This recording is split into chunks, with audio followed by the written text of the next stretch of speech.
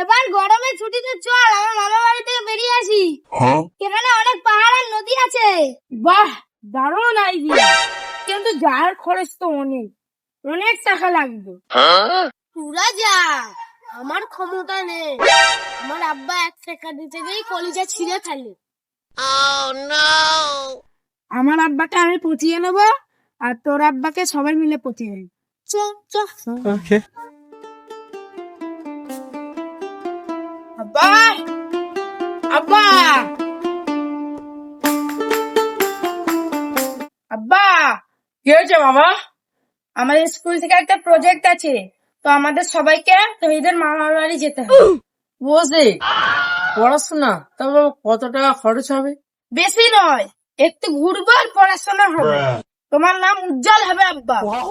ও আচ্ছা আচ্ছা, তাও পড়াশোনার কাজ, যা তাহলে আমি টাকা দিয়ে দেবো।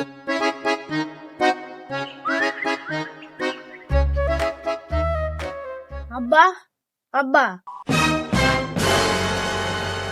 কি রে, মুখ থেকে আর কথা বেরোচ্ছে না কেন? এ মানে গরমের ছুটিতে তোদের মামার বাড়ি। কি, ঘুরতে যাবি? টাকা কি গাছ থেকে পড়ে? কত টাকা লাগবে? আগে 5,000।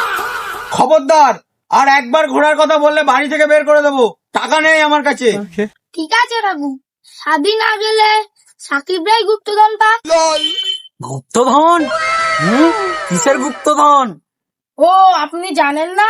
তোহিদের মামার বাড়ির পাশে একটা পুরনো রাজবাড়ি আছে।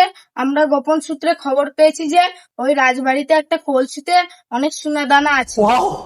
ও, রাজবাড়ি, গুপ্তধন?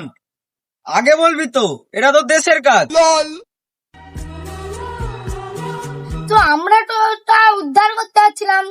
স্বাধীন না গেলে তো আমাদের টিম হবে না। তো না যায় না যা, তাহলে আমি যাবো আব্বা। যাবি মানে? অবশ্যই যাবি। গুপ্তধনের বড় অংশটা যেন আমার বাড়িতেই আছে। একদম চিন্তা করবেন না কাকু, সোনা আমরাই আনবো। এনে আলমারি থেকে যত টাকা লাগবে বার করে নিয়ে চলে যা।